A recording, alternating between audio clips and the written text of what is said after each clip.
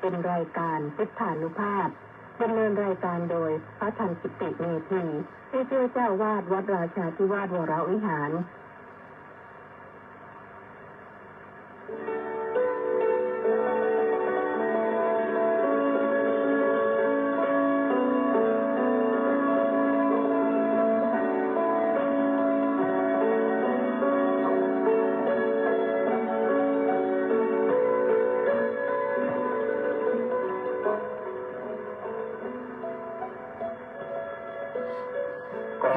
เชิญชวนมาฟังธรรมนำชีวิตขัดเกลาจิตบริสุทธิ์ผุดผ่องใสเสริมปัญญาบารมีให้จิตใจสุขสดใสเมื่อได้ทำนำชีวารายการพุทธานุภาพจัดสรรให้คำบรรยายจากคำพีมีคุณค่าไม่ต้องค้นไม่ต้องอ่านให้เมื่อยตาได้เวลาพร้อมเชิญเปิดรับฟังฟังธรรมจบแล้วสงบจิตสักครู่สำรวจดูจิตของตนก่อนทุกครั้งจิตว่างแล้วจับหลับได้ทรงพลังสุขสมหวังส่วนทุกท่านนิรันดร์เทิน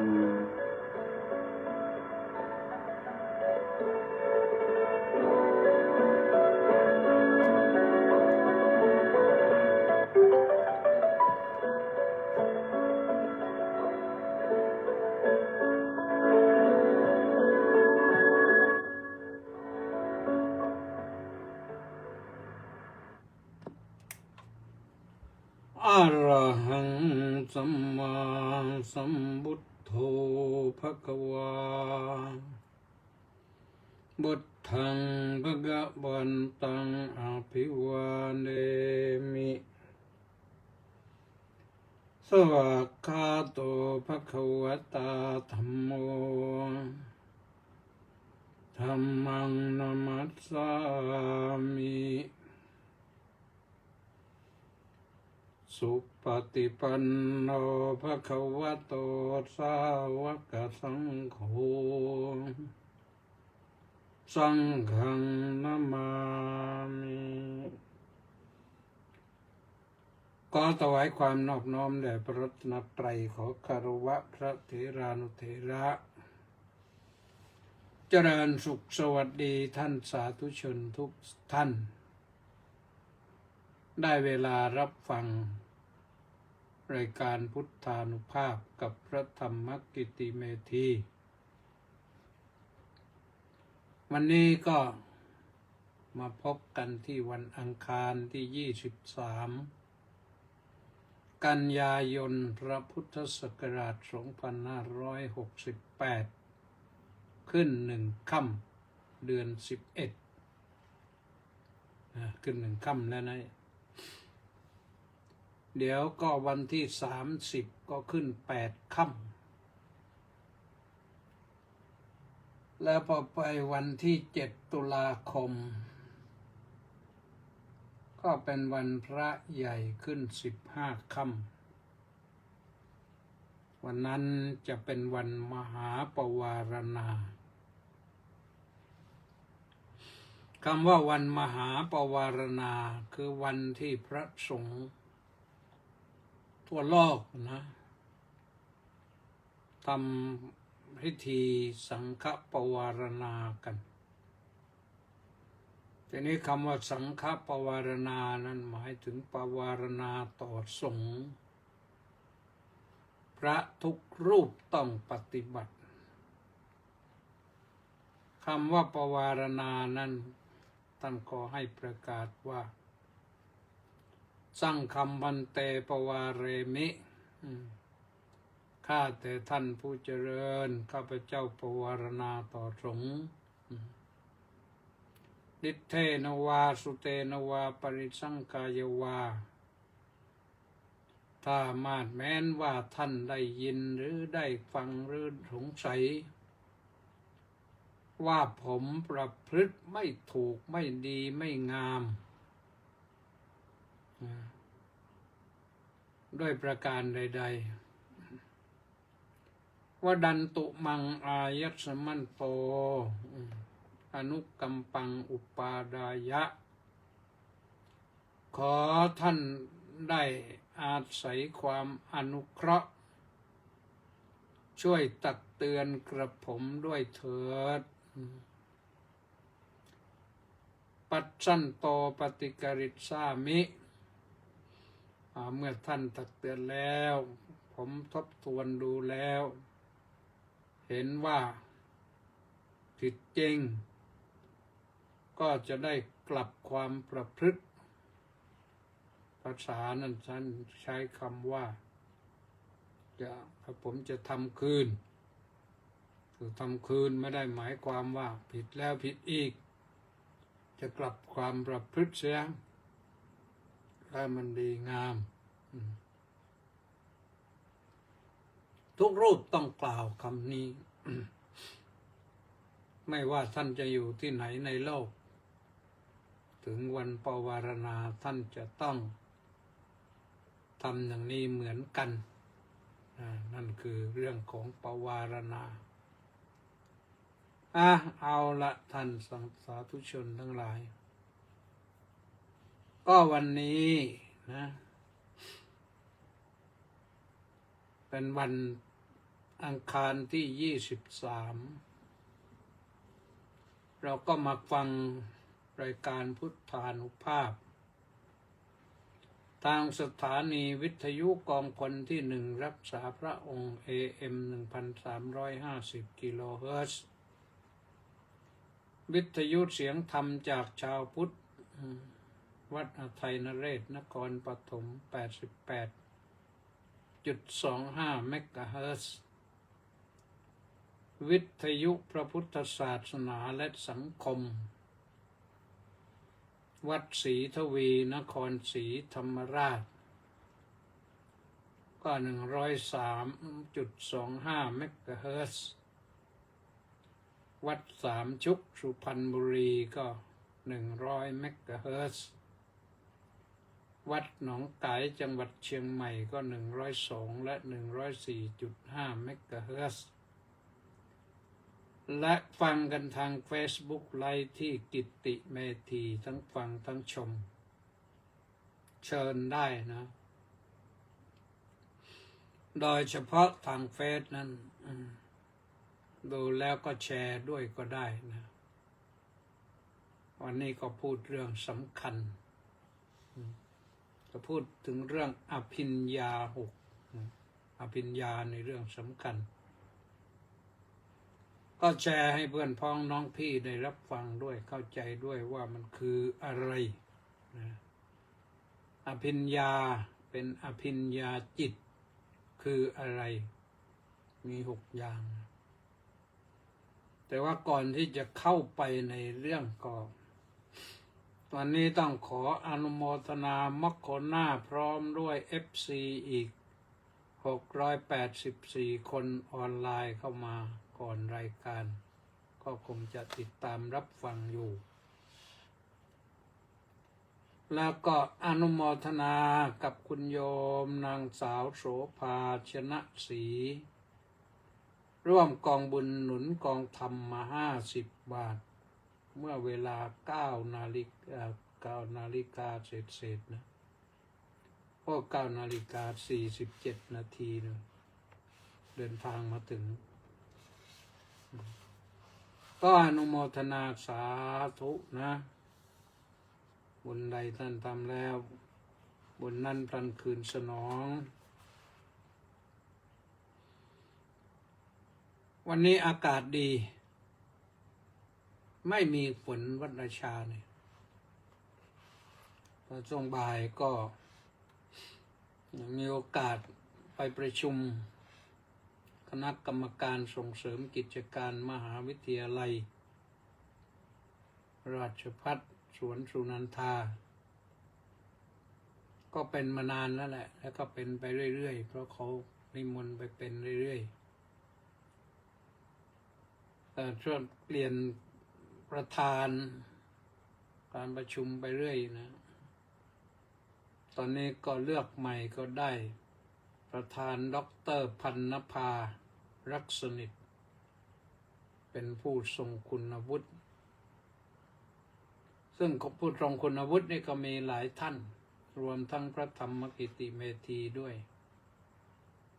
คุณโยมนางสาวนวลหงส์คุณโยมนางนภารัตน์คุณโยมสังเขตคุณโยมนางสาววรรณภาคุณโยมสุเทพคุณโยมธนัทคุณโยมวรพจน์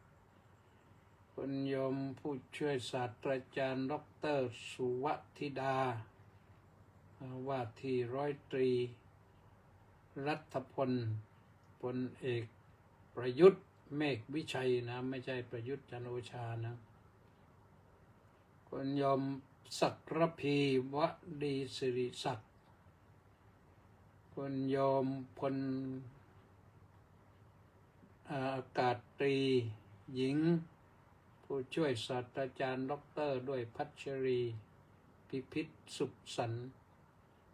แล้วก็คุณโยมดร.สมชายอัศวะเสรณีนี่เป็นผู้ทรงคุณวุฒินะยังมีคุณโยมอภิศักดิ์ธนเศรษฐการคุณโยมดร.มลลิกาแสนภักดีคุณโยมร้อยโทดร.ปรีดาหวานใจคุณโยมดร.พัทธิตาทุมเกิดคุณโยมดร.ณภัสนันท์ปันนิพานี่เป็นผู้ทรงคุณวุฒินะแล้ววันนี้มีกรรมการท่านหนึ่งชื่อท่านอะไรแล้วนะได้รับเลื่อนยศเป็นพลเป็นพลโทหญิงลืมชื่อแล้วนะไม่เห็นชื่ออยู่ตรงนี้นะมีแต่พลอากาศตรีหญิงนี่ไม่ใช่นะพัชรีนี่มีใครเดี๋ยวต้องได้รายชื่อมันเดี๋ยวก็มาอ่านให้ฟังอันนี้เฉพาะกรรมการผู้ทรงคุณวุฒินะก็เป็นผู้หลักผู้ใหญ่ตรงนั้นเนี่ยมาช่วยงานมหาวิทยาลัยกันน่าอนุโมทนาสาธุนะแต่ละท่านนั้นก็มีกำลังวังชาพอที่จะช่วยงานมหาวิทยาลัยให้สำเร็จได้ด้วยดีขัดข้องประการใดท่านเหล่านี้ก็จะยื่นมือเข้ามาช่วยทั้งด้านวิชาการทั้งด้านกิจการอะไรต่างๆนี่ก็ช่วยกันตลอดแหละนะอันนี้ก็ใช้เวลา2 ชั่วโมงใช้เวลา2 ชั่วโมงประชุมเสร็จก็ได้เวลากลับนะฉะนั้นก็บ่ายโมงถึงบ่าย3 โมงก็เสร็จเรียบร้อยก็กลับวัดก็มาเตรียมตัวเตรียมใจโดยเฉพาะอย่างยิ่งมือเท้ามันยังไม่สมบูรณ์ก็เลยได้หมอสมบูรณ์มาช่วยนวด โน่นตั้งแต่กลับจากโน่นก็มาเรานวดไปประมาณชั่วโมงกว่าพอคลี่คลายเส้นก็ผ่านมาเรียบร้อยนะผ่านมาได้เรียบร้อยท่านสาธุชนทั้งหลายเมื่อตะกี้พูดไปถึงวันที่7นะวันที่7เราต้องพูดถึงวันที่8วันที่7นั้นเป็นวันมหาปวารณาแต่วันที่8นี่เป็นวันที่ทำบุญตักบาตรเทโวทำบุญตักบาตรเทโวก็คือเทโวโรหณะวันนั้นเรียกว่าวันเทโวโรหณะ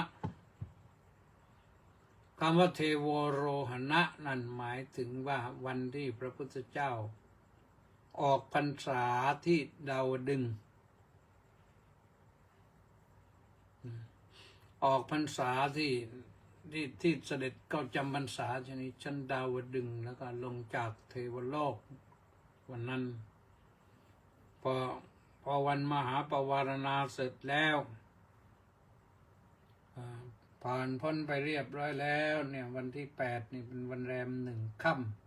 ำเดือน11เนี่ย11นะเป็นวันออกพรรษาพระพุทธเจ้าก็เสด็จลงจากเทวโลก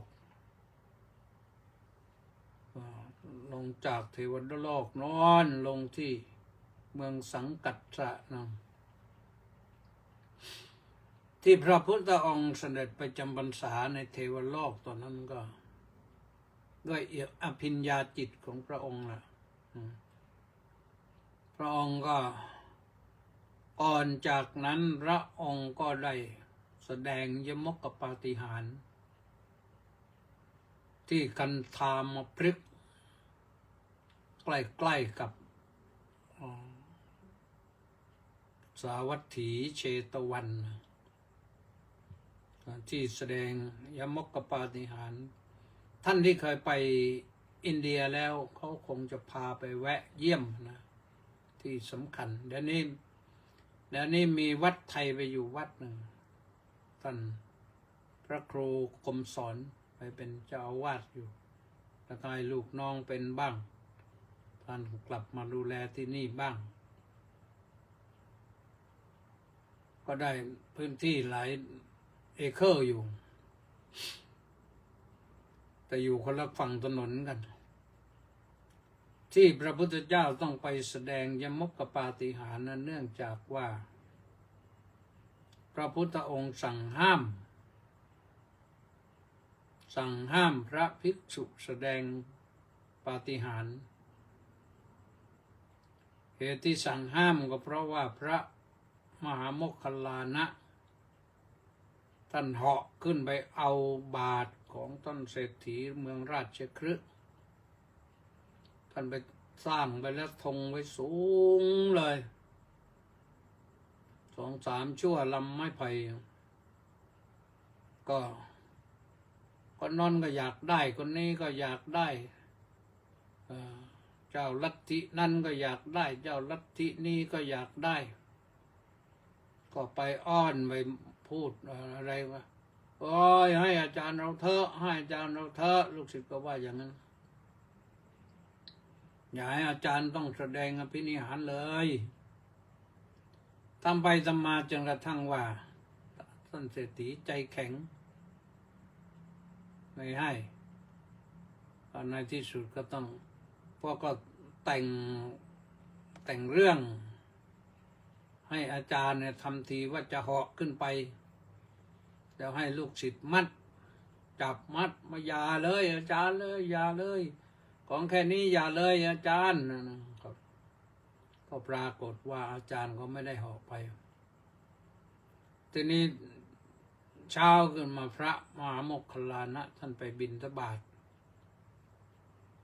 พอไปบิณฑบาตก็ได้ยินเสียงนั้นเศรษฐีก็บอกว่า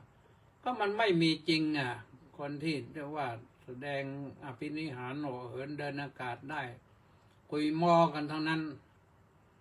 ถ้าได้จริงก็เอาขึ้นไปเลยพระเถระท่านก็ไปกัน2 รูป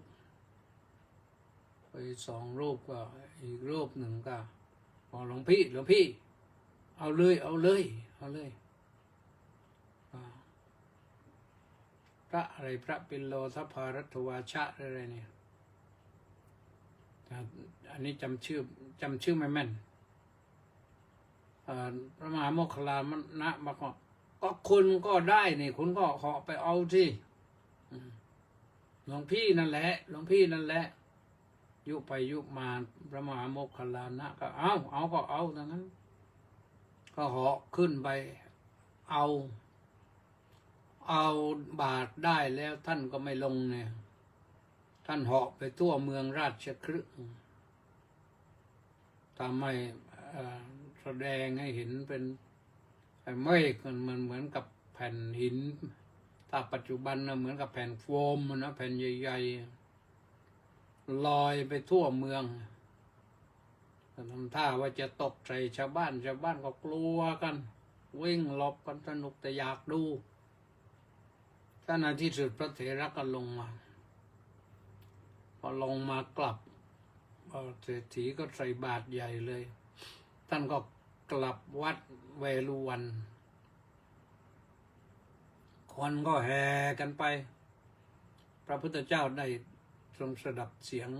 กลกันว่าเขาส่งเสียงอะไรกันพระก็รับทราบมาว่าก็แห่พระมหาโมคคัลลานะพระพุทธเจ้าค่ะแห่ทำไมนะท่านเหาะขึ้นไปเอาบาทของเศรษฐีได้โยมก็เลยศรัทธาก็เข้าไปกราบ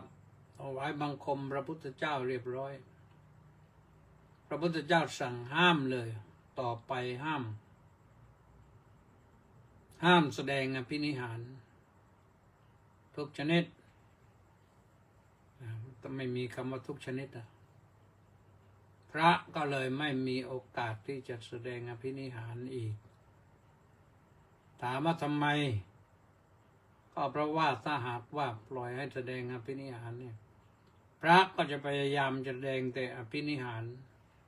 แล้วคนก็จะศรัทธาแต่พระที่แสดงอภินิหารได้ศาสนาก็จะไม่ได้รับความสนใจการปฏิบัติศีลสมาธิปัญญาก็จะไม่มีใครสนใจพระพุทธองค์ทรงเห็นโทษอย่างนี้จึงห้ามแสดงอภินิหารพอท่านพระพุทธองค์ทรงห้ามตรงนั้นพวกนักบวชนอกศาสนาได้ทีเลยต่อไปนี้เราจะแสดงอภินิหารแข่งกับพระสมณะโคดมเอาใหญ่เลย2-3 วันโฆษณากันพระพุทธเจ้าในที่สุดก็บอกลูกศิษย์ลูกหาเข้าไปกราบทูลขอแสดงแทน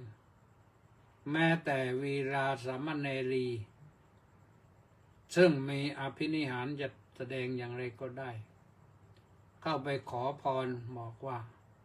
หนูเองค่ะไม่ต้องหลวงปู่หรอกมาพูดกันภาษาเราอย่างนั้นไม่ต้องพระพุทธองค์หรอก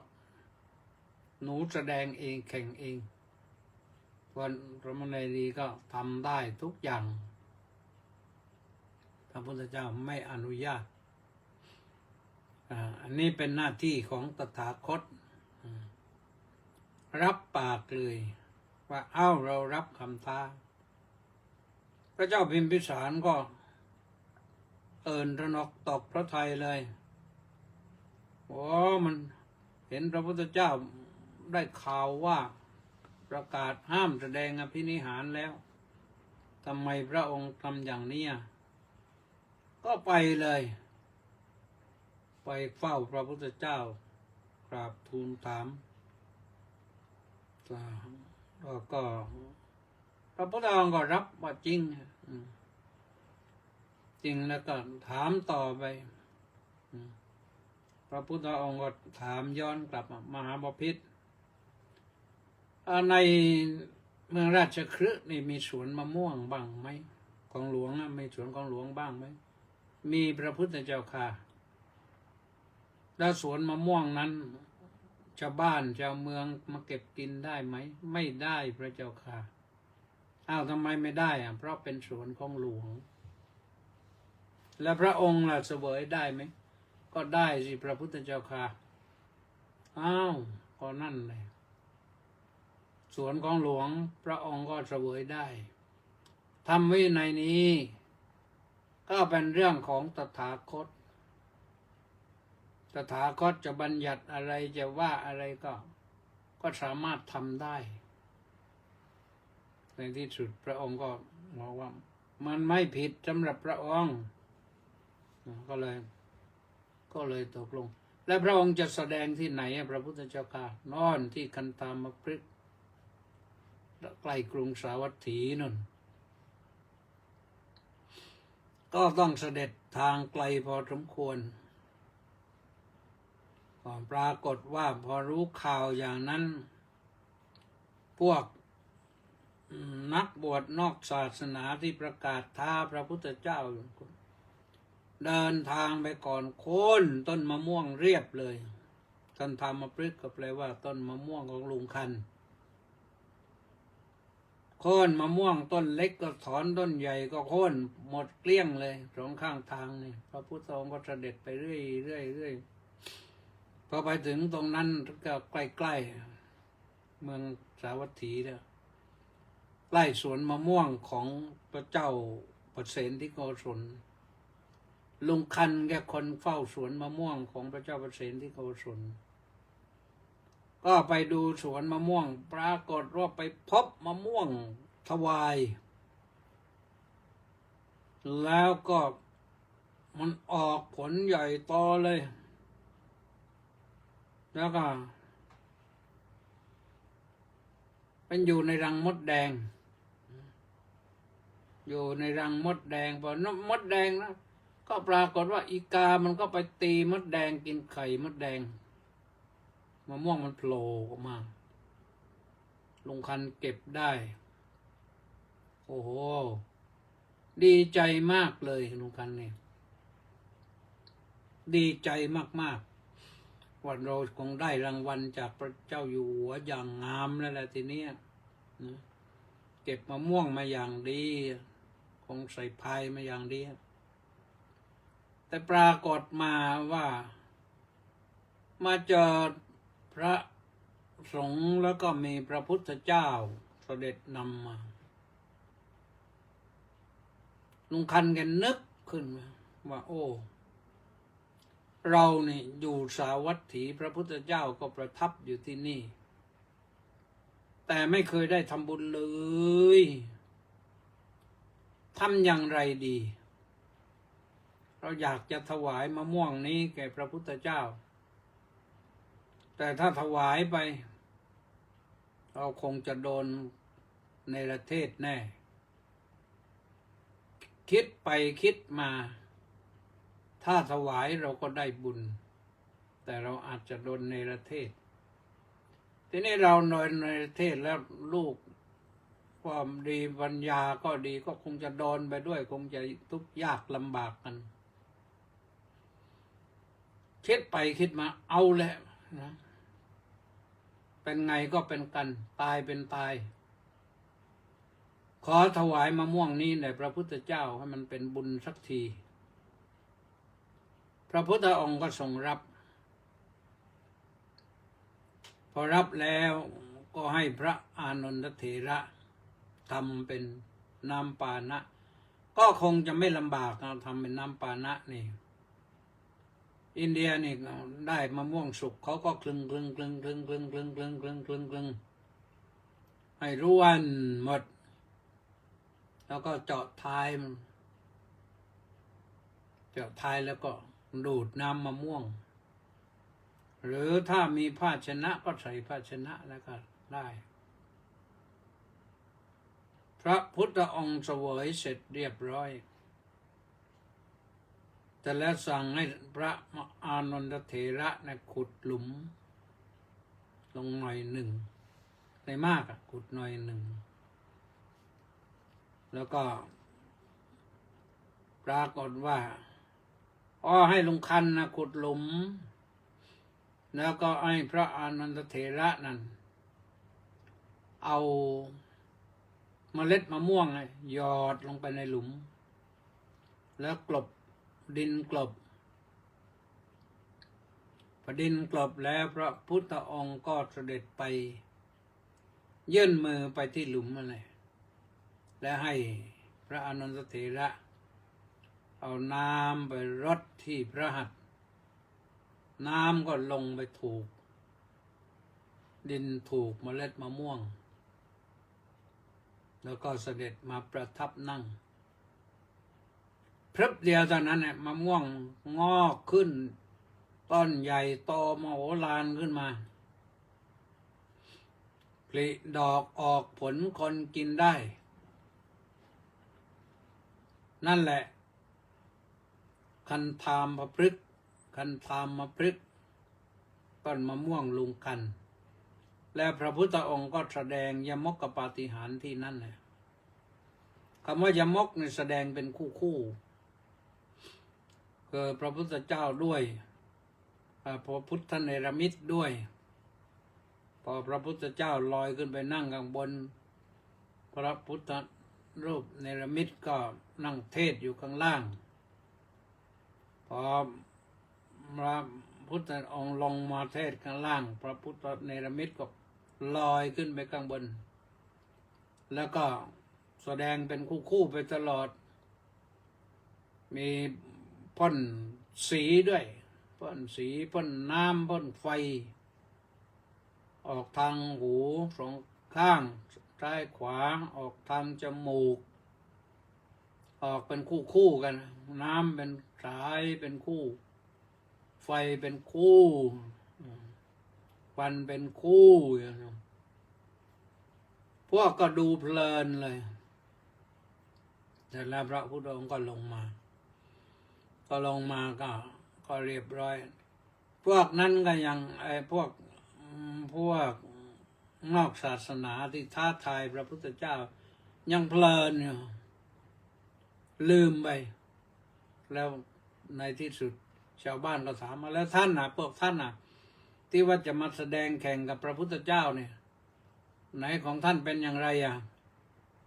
ทำไม่ได้ทีนี้ทำไม่ได้โอ้ยชาวบ้านก็ไล่ตะเพิดวิ่งกันอุตลุดนะตกหลุมตกร่องในคัมภีร์ธรรมบทนั้นบอกว่าบางทีก็ไปตกหลุมท่วมด้วยก็มีวิ่งกันก็เป็นนั้นว่าก็หายไปพระพุทธเจ้าว่าพอเสด็จออกจากตรงนั่นแหละเราอยู่ไม่ได้แล้วทีนี้อยู่ไม่ได้แล้วพระพุทธองค์เนี่ยชาวบ้านแห่กันมากเกินในที่สุดก็วันนั้นมันถึงวันเข้าพรรษาพอดีพระองค์จึงบอกพระอานันตเถระว่าตถาคตจะไปจำพรรษาณดาวดึงส์ตลอดพรรษาและจะออกที่เมืองสังกัสสะนั่นมาลงที่นั่นเมืองสังกัสสะก็อยู่ที่เดลีนะเป็นนิวเดลีด้วยนั่นคือที่พระพุทธองค์เสด็จลงจากเทวโลกพระพุทธองค์ทรงลงทางบันไดแก้วนะนี่บันได3บันไดทองบันไดแก้วบันไดเงินเทพพระบุตรประคองสองข้างมาพระพุทธองค์ก็ลงทางบันไดแก้วไม่รู้ว่าสูงขนาดไหนเราก็ไม่ได้เห็นบุญวาสนาไม่ถึงก็ไม่ได้เห็นนะ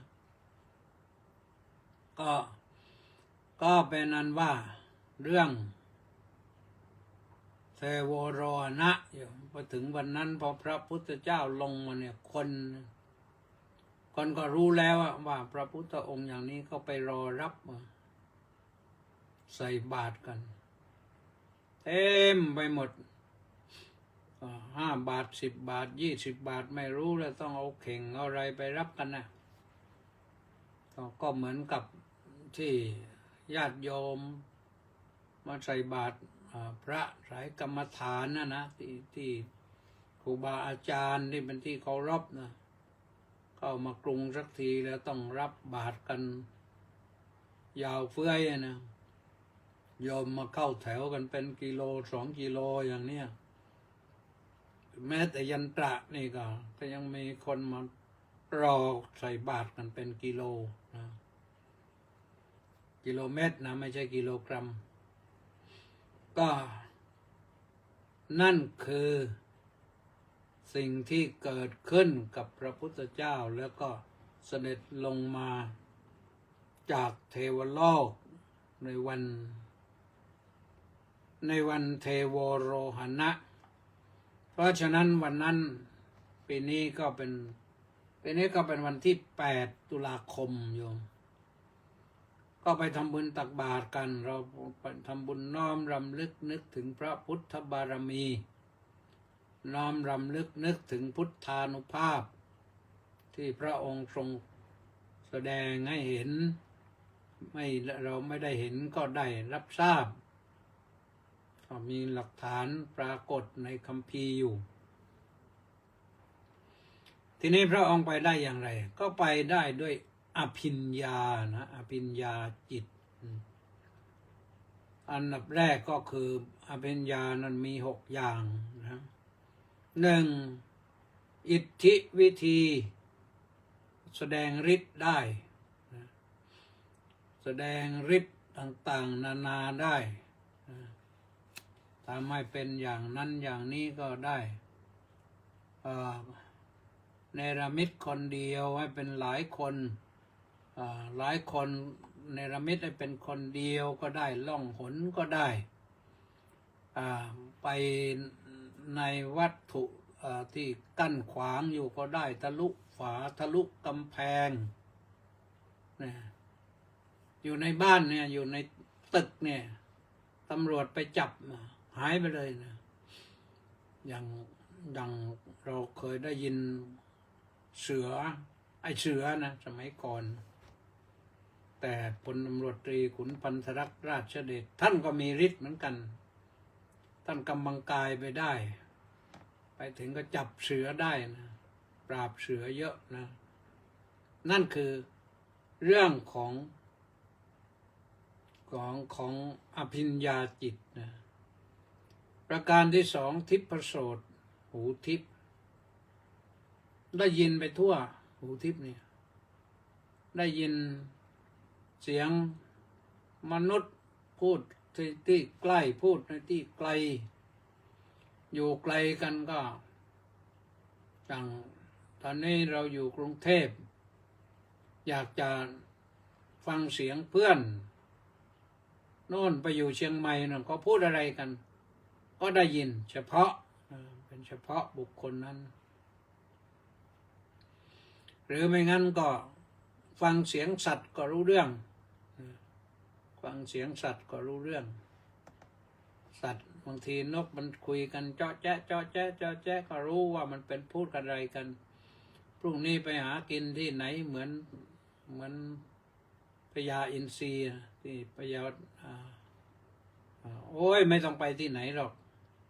เดี๋ยวพรุ่งนี้ได้กินเนื้อธรรมบาลเนี่ยเขาเป็นอย่างนั้นก็ได้ยินธรรมบาลก็ได้ยินเสียงนกอินทรีก็รอดได้นะสิบประโสดข้อที่ 3เจโตปริยญาณเจโตปริยญาณเนี่ยรู้จักกำหนดรู้ใจคนอื่นรู้ใจคนอื่นเนี่ยอาจจะอยู่เขาอาจจะอยู่ใกล้อาจจะอยู่ไกลอาจจะเดินมา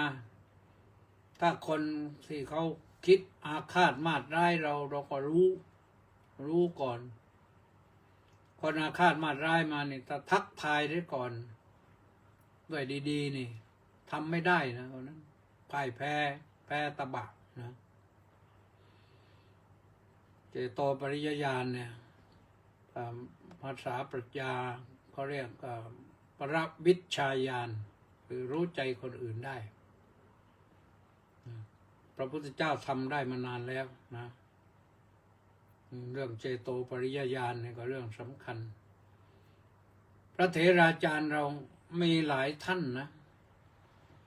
ที่ท่านรู้ใจคนอื่นเคยได้ยินเขาเล่าให้ฟังหลวงพ่อสมชายวัดเขาสุกิมนี่ท่านก็รู้ใจคนอื่นคนไปถวายเพลรถไปยางแตกและยางฉี่อยู่อีกไกลนั่นแล้วก็ไม่เคยแจ้งข่าวอะไรไปท่านก็นั่งเทศรออยู่นั่นนะแก้ไขปัญหาเสร็จจนกระทั่งว่าไปถึงพระโยมไปถึงนะสายเลยท่านเทศยาวพระหิวเลยพระเข้าไปบอกว่าพระหิวแล้วท่านก็เดี๋ยวรอโยมหน่อย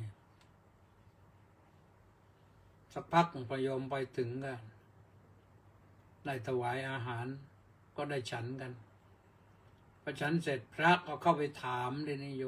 มอยู่ที่ไหนมาอย่างไรชื่ออะไรไม่เคยเห็นเลยก็ผมไม่เคยมาเลยนะครับแล้วแจ้งหลวงพ่อไว้เมื่อไหร่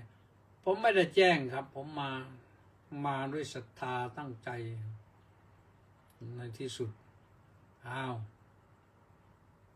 สรุปได้ว่าท่านไม่เคยไปแต่ใจถึงใจหลวงพ่อใจถึงใจเลยก็เลยได้ถวายเพลแล้วก็ได้ฟังเทศเรียบร้อยพระก็ได้รู้ว่าโยมไม่เคยมาเลยแล้วก็รู้ว่าหลวงพ่อสมชายรู้วาระจิตของโยมแล้วถึงรออยู่ด้วยประการฉะนี้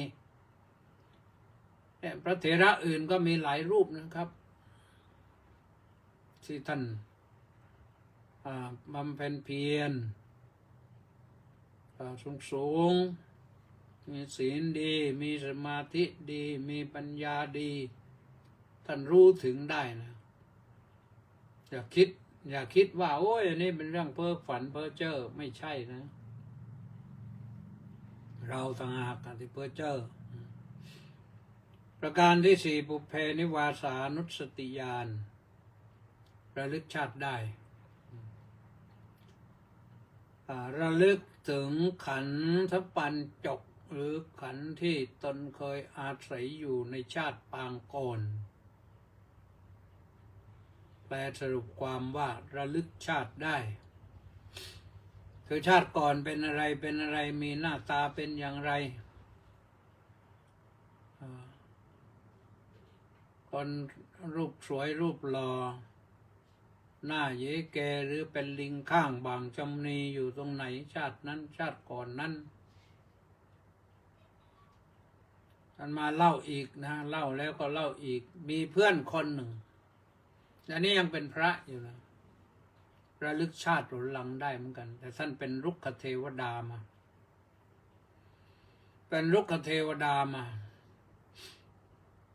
ก็ปรากฏว่ามาแล้วพอโตนี่ระลึกชาติได้4-5 ขวบ6 ขวบนี่ระลึกชาติได้พอมีการในหมู่บ้านอะไรเด็กชายนี่ก็จะไปเป็นผู้ใหญ่อบรมสั่งสอนเจ้าภาพถ้าแต่งงานก็ไปอบรมสั่งสอนเจ้าบ่าวเจ้าสาวคนเขาก็เรียกกันว่าอาจารย์แต่พอเสร็จแล้วเขาก็เป็นเด็กธรรมดานั่นแหละนะแต่ระลึกชาติได้รู้ว่าอดีตเป็นอย่างไรอดีตเป็นรุกขเทวดาอยู่ถ้ามาเกิดอย่างไรก็รู้เล่าอันนี้เล่าย่อๆนะเพราะฉะนั้นเรื่องระลึกชาติได้นี่เป็นเรื่องธรรมดาประการที่5ทิพจักษุก็คือตาทิพนี่อาจจะเห็นนี่อย่างเดือน10อย่างเนี้ย อาจจะเห็นเปรตมาเที่ยวรอส่วนบุญอยู่เยอะแยะเลยนะตอนนี้กลับหมดแล้วแหละส่งกันแล้วนะ แต่ว่าเปรตไม่ใช่มีเฉพาะเดือน10นะพวกผีสางนางไม้เนี่ยมีทุกยุคทุกสมัยทุกที่ทุกแห่งพระพุทธเจ้าบอกว่าบนแผ่นดินนี้สถานที่ที่สัตว์ไม่เคยตายนะไม่มีเพราะฉะนั้นที่คนเคยตายแล้วมันก็มีผีอ่ะนะมีผีอยู่แหละในวัดราชาเนี่ยก็มีเยอะนะเป็นอยู่แปลกๆอาตมาก็เคยเจอคนโดนผีสิงเข้าให้ผีพาไปผูกคอตายก็มีดีแกไม่ตายแต่มีผีอีกฝ่ายหนึ่งไม่อยากให้ตายก็พาไปส่งที่พระประพรมน้ำพระพุทธมนต์ให้พอผีออกนี่ผมมาที่นี้ได้ยังไงครับวะทีแรกนี่เมาสุดๆเลยผีขี้เมาปรากฏว่าพอผีออกไปแล้วก็หายเมาก็เล่าไปเรื่องยาวนะจะไปผูกคอตายแต่ไม่ได้ผูกผีสงสารพาไปหาพระรับน้ำพระพุทธมนต์หายเพราะนั้นคนตาทิพย์นี่เห็นได้นะประการสุดท้ายอาสวัคยญาณรู้จักทำอาสวะให้หมดสิ้นไปก็ปฏิบัตินั่นแหละปฏิบัติธรรมนั่นแหละนะกำจัดกิเลสอาสวะคืออะไรคือกามาสวะจิตเศร้าหมองเพราะกามภวาสวะจิตเศร้าหมองเพราะภพเพราะกรรมนะทิฏฐาสวะจิตเศร้าหมองเพราะทิฏฐิความดื้อรั้นและอวิชชาสวะจิตเศร้าหมองเพราะอวิชชาคือความโง่ความหลงความไม่เชื่อใครความดื้อรั้นอาสวะทั้งสี่นี้ต้องกำจัดให้หมดสิ้นแล้วก็ทำได้ถ้าตั้งใจทำก็ทำได้ท่านที่ท่านเห็นแล้วท่านก็รู้ว่ามันทำได้ยากหน่อยแต่ทำได้นะอันนี้ก็คือเป็นเรื่องของอภิญญาเป็นอภิญญาจิตความรู้พิเศษ6อย่างก็จะจบไว้เท่านี้นะขออนุโมทนาทุกท่านที่ติดตามสดับรับฟังก็อ่านรายชื่อหน่อยนะตามหน้าเฟซใครมาบ้างวันนี้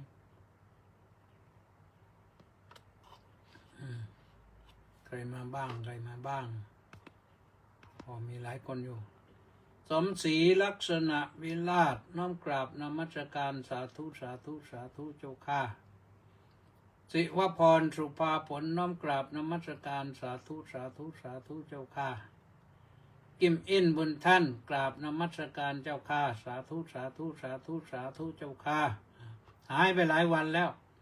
สงสัยไปทำบุญเดือน10นะวินัยลักษณะวิราชกราบนมัสการครับสาธุ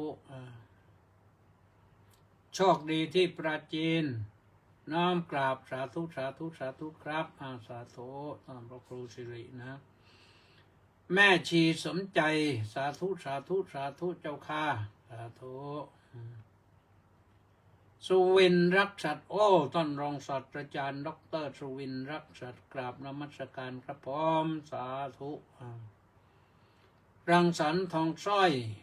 ก็บอกว่าน้อมกราบนมัสการถวายความเคารพพระเดชพระคุณท่านเจ้าคุณด้วยความเคารพอย่างสูงครับน้อมกราบนมัสการน้อมกราบนมัสการสาธุครับสาธุมณีแสงจันทร์น้อมกราบนมัสการสาธุเจ้าค่ะสาธุ วิภารัตน์นวรัตน์น้อมกราบนมัสการสาธุเจ้าค่ะท่านผู้การสาธุพันเอกนะพันเอกหญิงนะป้าจ่ายจินดาบอกว่าน้อมกราบสาธุสาธุสาธุเจ้าค่ะมาจากพังงาสาธุธราเทพจันสกุลบอกว่ากราบนมัสการครับท่านเจ้าคุณอนุโมทนาสาธุครับสาธุลีลาวดีดอกสร้อยน้อมกราบนมัสการด้วยความเคารพอย่างสูงเจ้าค่ะสาธุสาธุนึกว่านำพาไปเสียแล้วนครสวรรค์นครสวรรค์ไปศาลรัตนวงกุลกราบนมัสการครับสาธุนี่ใครเอ่ยแนติแก้วเคนกราบสาธุสาธุสาธุสาธุหนูปานลักษณะวิราชน้อมกราบนมัสการสาธุสาธุสาธุเจ้าค่ะนี่เป็นผอ.แล้วนะเป็นรองผอ.อยู่3-4 ปีมาตอนนี้มาเป็นผอ.แล้วผู้อำนวยการโรงเรียนอะไรไม่รู้สริตพงษ์แต่สะบำรุงสาธุครับพระอาจารย์สาธุเล็กวังบุรพานุกูลแก้วสุขกราบสาธุครับสาธุแปะนันทิการน้อมกราบนมัสการสาธุสาธุสาธุเจ้าค่ะสาธุประสานเรืองดิษกราบนมัสการสาธุสาธุสาธุครับผมสาธุวีรวิทย์ระฆังทองกราบนมัสการพระคุณเจ้าสาธุสาธุสาธุสาธุต้าสิทธิมงคลนมัสการสาธุครับสาธุเจสอกราบนมัสการสาธุสาธุนครสวรรค์ไม่มาติดตันเลยนะแล้วก็ใครอีกไหมมัคคณาโมเมกราบนมัสการสาธุเจ้าค่ะสาธุสุดท้ายเลยมั้งยังมีอีกเหรอมีสุดท้ายมัคคณาโมเมหมดเวลานะก็ขออำนวยอวยพรนะทุกท่านที่ติดตามสนับรับฟังให้สุขกายสบายใจมีพระพุทธพระธรรมพระสงฆ์พิทักษ์ปกป้องคุ้มครองรักษาอภิบาลให้ห่างไกลโรคห่างไกลภัยห่างไกลอันตรายทั้งหลายทั้งปวงอย่าได้มีทุกข์มีแต่ความสุขตั้งแต่นี้เป็นต้นไปจนถึงโน้นแหละต่อไปเรื่อยๆโดยประการชนี้